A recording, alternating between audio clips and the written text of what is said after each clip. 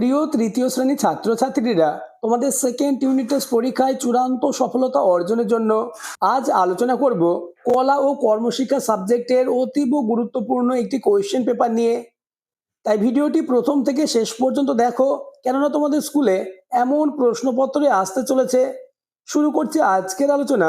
দ্বিতীয় পর্যায়ক্রমিক মূল্যায়নপত্র 2026, বিষয় কলা ও কর্মশিক্ষা, তৃতীয় শ্রেণী, পূর্ণমান 15, সময় 30 মিনিট। এই কোশ্চেন পেপারটি এনবিপি অর্থাৎ প্রাথমিক শিক্ষা পর্ষদের নির্দেশ অনুযায়ী নবপ্রবর্তিত পর্যায়ক্রমিক মূল্যায়ন পদ্ধতি অনুসারে নির্মিত।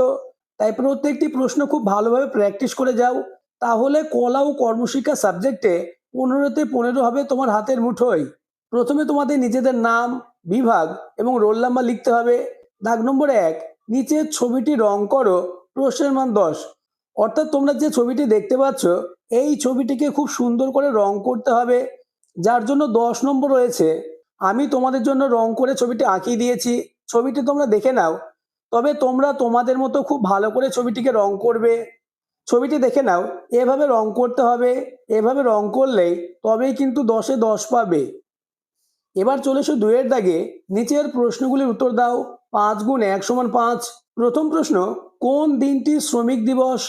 উত্তর, মে মাসের 1ম তারিখ, অর্থাৎ 1 মে তারিখকে শ্রমিক দিবস হিসেবে ধরা হয়।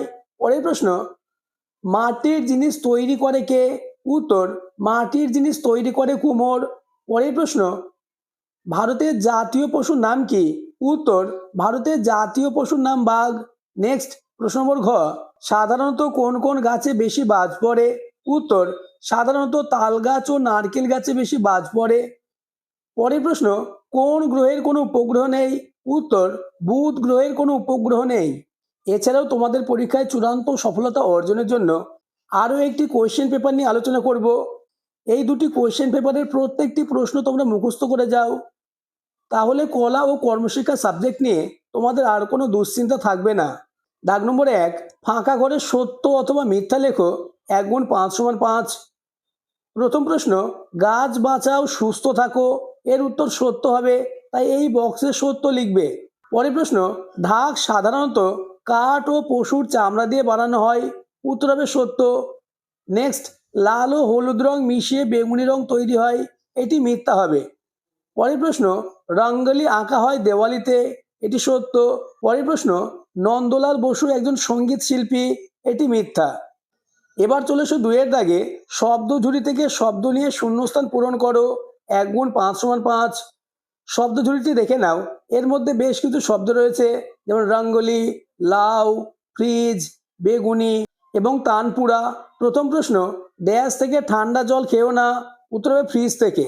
নেক্সট, প্রশ্ন নম্বর খ, ড্যাশ একটি ভারতীয় শাস্ত্রীয় সঙ্গীতের অঙ্গ, উত্তর হবে তানপুরা। পরের প্রশ্ন, ধর্মীয় উৎসব ও অনুষ্ঠানে ড্যাশ তৈরি করা হয়, উত্তর হবে রঙ্গোলি।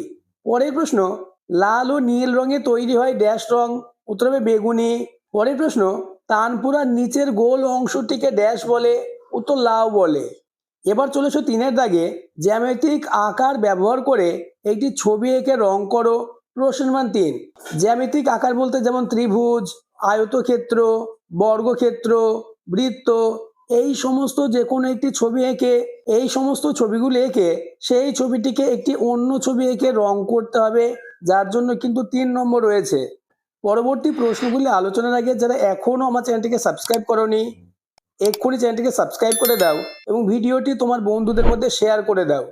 এবার চলে এসো পরের পেজ, পেজ নম্বর 2, দাগ নম্বর 4, ধনধান্যে পুষ্পে ভরা প্রথম স্তবকটি গাও, অথবা তোমার মনের মতো একটি আলপনা আঁকো। আজকের আলোচনা এই পর্যন্ত। তোমাদের পরীক্ষায় এমন প্রশ্নপত্র আসতে চলেছে, তাই প্রত্যেকটি প্রশ্ন খুব ভালোভাবে প্র্যাকটিস করে যাও, তাহলে তোমাদের পরীক্ষায় চূড়ান্ত সফলতা আসবেই।